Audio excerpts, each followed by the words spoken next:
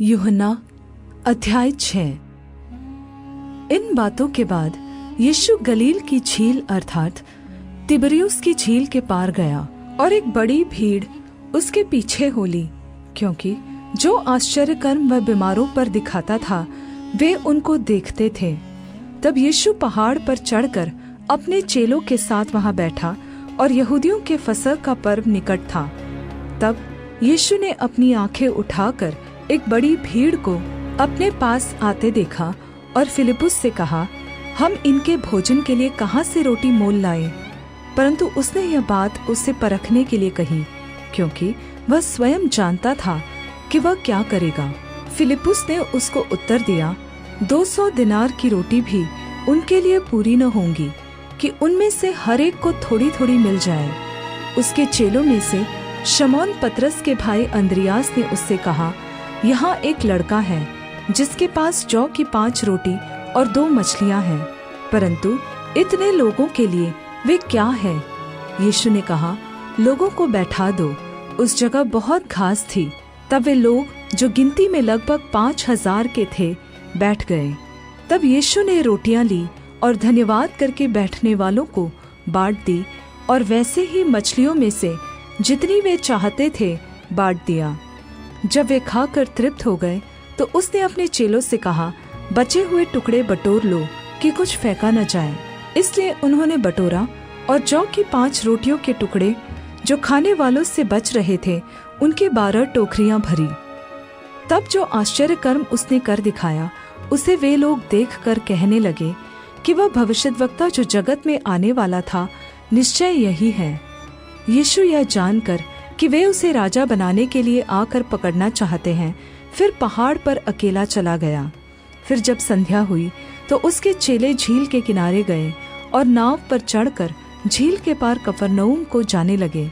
उस समय अंधेरा हो गया था और यीशु अभी तक उनके पास नहीं आया था, और आंधी के कारण झील में लहरें उठने लगी। तब जब वे खेते खेते 3-4 मील के लगभग निकल गए तो उन्होंने यीशु को झील पर चलते और नाव के निकट आते देखा और डर गए। परंतु उसने उनसे कहा, मैं हूँ, डरो मत।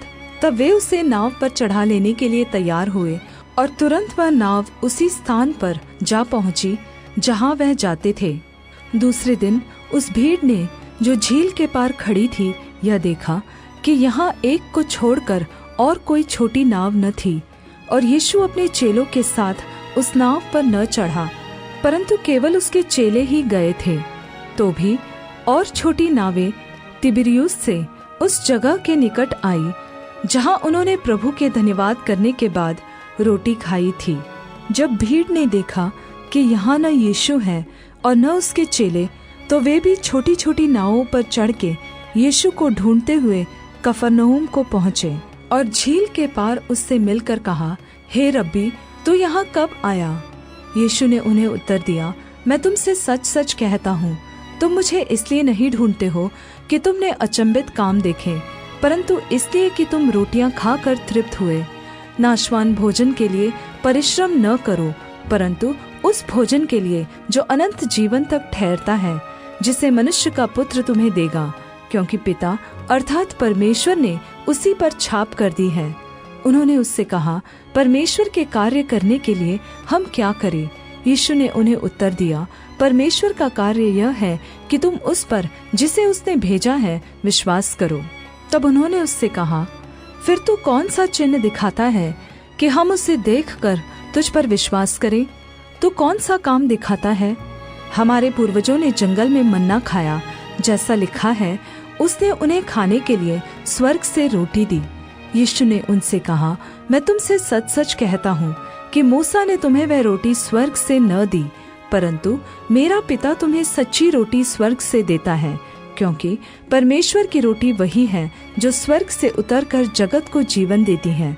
तब उन्होंने उससे कहा, हे स्वामी, यह रोटी हमें सर्वदा दिया कर। यीशु ने उनसे कहा, जीवन की रोटी मैं हूँ। जो मेरे पास आएगा वह कभी भूखा न होगा, और जो मुझ पर विश्वास करेगा वह कभी प्यासा न होगा। परंतु मैंने तुमसे कहा कि तुमने मुझे देख भी लिया है तो भी विश्वास नहीं करते। जो कुछ पिता मुझे देता है वह सब मेरे पास आएगा, और जो कोई मेरे पास आएगा उसे मैं कभी न निकालूंगा। क्योंकि मैं अपनी इच्छा नहीं वरन अपने भेजने वाले की इच्छा पूरी करने के लिए स्वर्ग से उतरा हूँ। और मेरे भेजने वाले की इच्छा यह है कि जो कुछ उसने मुझे दिया है उसमें से मैं कुछ न खोऊं, परंतु उसे अंतिम दिन फिर जिला उठाऊं। क्योंकि मेरे पिता की इच्छा यह है कि जो कोई पुत्र को देखे और उस पर विश्वास करे वह अनंत जीवन पाए, और मैं उसे अंतिम दिन फिर जिला उठाऊंगा। तब यहूदी उस पर कुड़कुड़ाने लगे, इसलिए कि उसने कहा था, जो रोटी स्वर्ग से उतरी वह मैं हूँ। और उन्होंने कहा, क्या यह यूसुफ का पुत्र यीशु नहीं, जिसके माता पिता को हम जानते हैं? तो वह क्यों कहता है कि मैं स्वर्ग से उतरा हूँ? यीशु ने उनको उत्तर दिया, आपस में मत कुड़कुड़ाओ। कोई मेरे पास नहीं आ सकता जब तक पिता जिसने मुझे भेजा है उसे खींच न ले, और मैं उसको अंतिम दिन फिर जिला उठाऊंगा। भविष्यद्वक्ताओं के लेखों में यह लिखा है, वे सब परमेश्वर की ओर से सिखाए हुए होंगे। जिस किसी ने पिता से सुना और सीखा है वह मेरे पास आता है। यह नहीं कि किसी ने पिता को देखा है, परंतु जो परमेश्वर की ओर से है केवल उसी ने पिता को देखा है। मैं तुमसे सच सच कहता हूँ कि जो कोई विश्वास करता है अनंत जीवन उसी का है। जीवन की रोटी मैं हूँ। तुम्हारे पूर्वजों ने जंगल में मन्ना खाया और मर गए। यह वह रोटी है जो स्वर्ग से उतरती है, ताकि मनुष्य उसमें से खाए और न मरे। जीवन की रोटी जो स्वर्ग से उतरी मैं हूँ। यदि कोई इस रोटी में से खाए तो सर्वदा जीवित रहेगा, और जो रोटी मैं जगत के जीवन के लिए दूंगा वह मेरा मांस है। इस पर यहूदी यह कहकर आपस में झगड़ने लगे, यह मनुष्य कैसे हमें अपना मांस खाने को दे सकता है? यीशु ने उनसे कहा, मैं तुमसे सच सच कहता हूँ, जब तक मनुष्य के पुत्र का मांस न खाओ और उसका लहू न पियो, तुम में जीवन नहीं। जो मेरा मांस खाता और मेरा लहू पीता है, अनंत जीवन उसी का है, और मैं अंतिम दिन फिर उसे जिला उठाऊंगा। क्योंकि मेरा मांस वास्तव में खाने की वस्तु है और मेरा लहू वास्तव में पीने की वस्तु है। जो मेरा मांस खाता और मेरा लहू पीता है वह मुझ में स्थिर बना रहता है और मैं उसमें।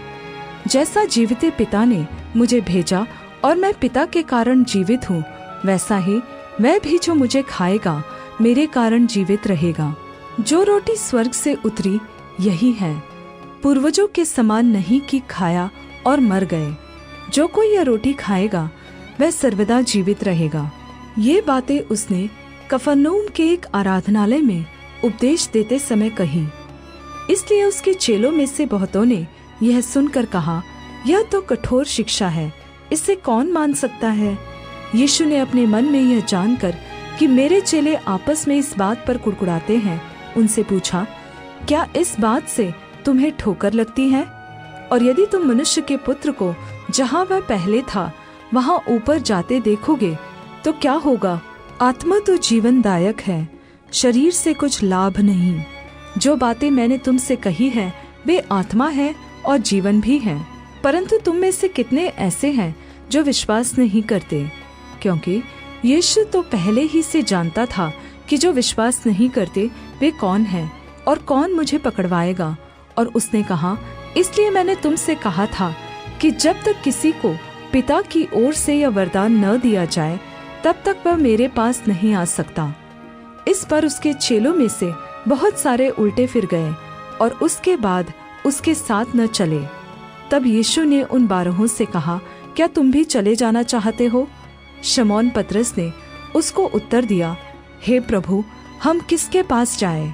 अनंत जीवन की बातें तो तेरे ही पास है, और हमने विश्वास किया और जान गए हैं कि परमेश्वर का पवित्र जन तू ही है। यीशु ने उन्हें उत्तर दिया, क्या मैंने तुम 12 को नहीं चुन लिया?